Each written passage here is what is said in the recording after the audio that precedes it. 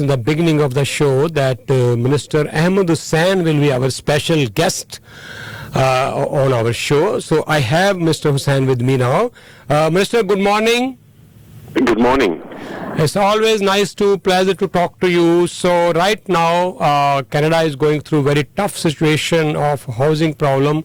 We'll talk about this later on. First of all, tell us about your fall economic plan. Whatever information you want to share with us. The fall economic plan was delivered yesterday by our Finance Minister and Deputy Prime Minister Chrystia Freeland. It's about continuing to make life more affordable for people and continuing to really invest in people and build an economy that works for everyone. We're doing that by permanently eliminating interest on student loans and apprentice loans. We're helping people buy their first home by implementing the first-time home buyer tax-free savings account of up to $40,000 so that people can put their down payment, and as well as making sure that we double the first-time home buyer tax credit, ban foreign buyers for 2 years from our residential real estate market, and making sure we build more housing supply. And we're also making sure we're creating more jobs by attracting more investment into our clean economy and delivering a GST tax credit for the next 6 months, and providing dental care for children under the age of 12, but also helping people to pay the rent who are struggling to pay the rent. So this is about making sure that we invest in people, build a stronger economy, create more jobs, but also help Canadians with the rising costs of living. Okay. Minister, at one time when we talked a few months back, prices of the houses was too high, unaffordable for the first-time home buyers, new immigrants. But in last few months, we have seen that prices have come down. Real estate market has gone way down. It's in real crisis at this time, and many people, all those real estate agents, lawyers, people in the appraisal or inspection industry, they all depend upon on the real estate transaction, which are not happening in that big number which were happening earlier. So at one time, on one hand, we are having this problem. On the other hand side, the interest rate is increasing 6 times. Bank of Canada has already increased the interest rate, and we are expecting one more increase in December again. It's unaffordable for the people now to have housing mortgage. So if we are in a very complex situation. What do you have to say on this? Well, look, the Bank of Canada is independent, and they're taking measures to control inflation. What we're doing is helping people meet the higher costs of things like groceries and rent and so on. We're doubling the GST tax credit for the next 6 months. We're delivering a $500 top-up payment to help low-income renters. This is on top of the already existing Canada Housing Benefit, which is supporting hundreds of thousands of people across the country. This $500 top-up to the Canada Housing Benefit will reach 1.8 million Canadian renters. We're also increasing the Canada Workers Benefit for the low-wage workers to put up to $2,400 in their pockets. We're cutting childcare fees in half by creating more spaces and bringing childcare down. That will put more money in the pockets of Canadians, but also increasing the old age security for seniors over the age of 75. So in this time of rising costs for things like groceries and rent, our job is to support the most vulnerable Canadians through this difficult period, while at the same time investing in people, making sure we're creating jobs. For example, we're creating a sustainable jobs training center, investing in union training and innovation program, updating and ensuring that truck drivers are not taken advantage of by using the Canada Labour Code to protect their rights to obtain employment insurance and pension and workplace injury programs, protection programs.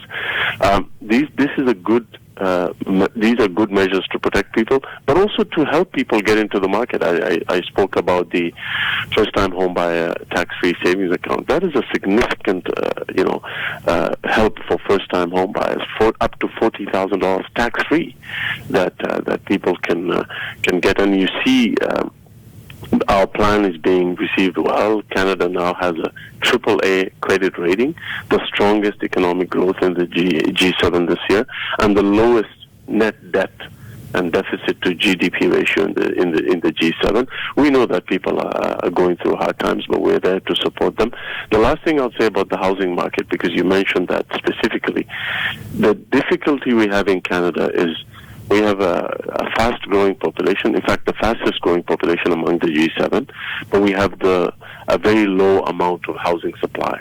So we need to increase our supply of housing fast, and we're doing that through a program called the Housing Accelerator Fund, which will work directly with municipalities to deliver more housing supply by removing the barriers that prevent the faster approval and faster construction of housing. That's a big issue at the municipal level. You see the provinces starting to bring policies to deal with that. We are putting $4 billion on the table to work with municipalities to really speed up the construction of housing and double the number of homes built in this country in the next 10 years. Okay, Minister, actually this is my last question to you. You have already answered some part of that.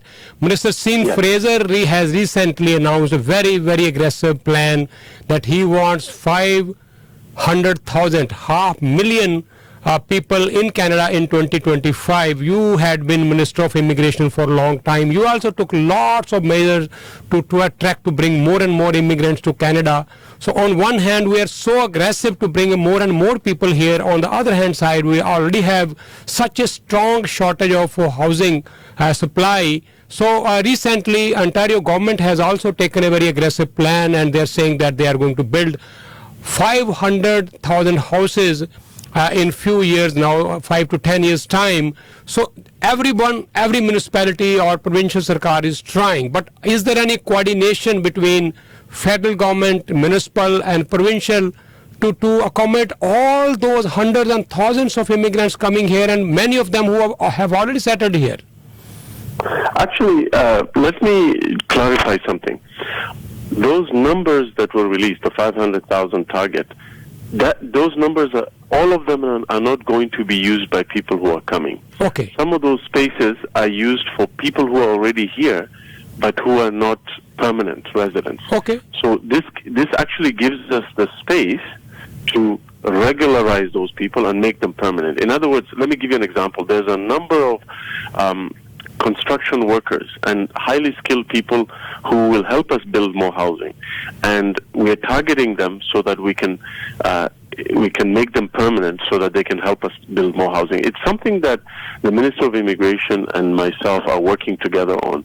He understands that we need more housing for Canadians and for newcomers, and we understand that one of the ways to build that housing faster is to meet the labor market shortages in the construction industry. One of the ways to do that, there's two ways. One is to train more Canadians, which we're doing by putting incentives. But the second way is to also regularize workers who are here and bring more skilled workers who will help us to actually build the housing. So it's actually, the immigration will help us meet our housing targets by increasing the number of skilled workers who will come through higher immigration levels. It's all connected. Okay, Minister, what I have realized is that people who are temporary worker here, they cannot afford to have house until and unless they become permanent residents. The kind of down payment they need to give, the kind of conditions they need to fulfill before becoming house owner, it is not possible for them till they are PR. So I believe many of them definitely they want to own their own house, have a small beginning, humble beginning in the. So I understand that it is challenging for them. So I don't know when they become PR and how much availability housing or affordable housing we have in Canada. But again, it's always going to be challenged. But we understand to run our economy, we need more and more immigrants to be in the country. And we are also very, I will say, we should be proud of that Canada is the hot favorite destination in the world at this time. So most favorite destination in the world at this time. But at the same time, our own internal issues, particularly this housing issue and high interest rate, lots of challenges. But I'm sure government is already on top of this. Absolutely. We are, as I said, increasing the amount of supply dramatically through the Housing Accelerator Fund and other programs, and our immigration numbers will actually help us to reunite more families, but also bring more skilled workers who will help us to meet our labor market shortages. We have 1 million jobs that are unfilled today. We need to fill those jobs so that we can we can grow our economy, prosper as a society, but also build more homes for Canadians and newcomers alike. Thank you, Minister. Thank you so much. I believe, thank you so much. As you said that we need to, get rid of all those obstructions, hurdles to construct more and more houses, and we believe that municipalities and our provincial governments and of course federal government, they can work together to deal with this very serious issue. We're doing exactly that. Thank you so much. Thank you, Minister. Thank you so much. Bye-bye.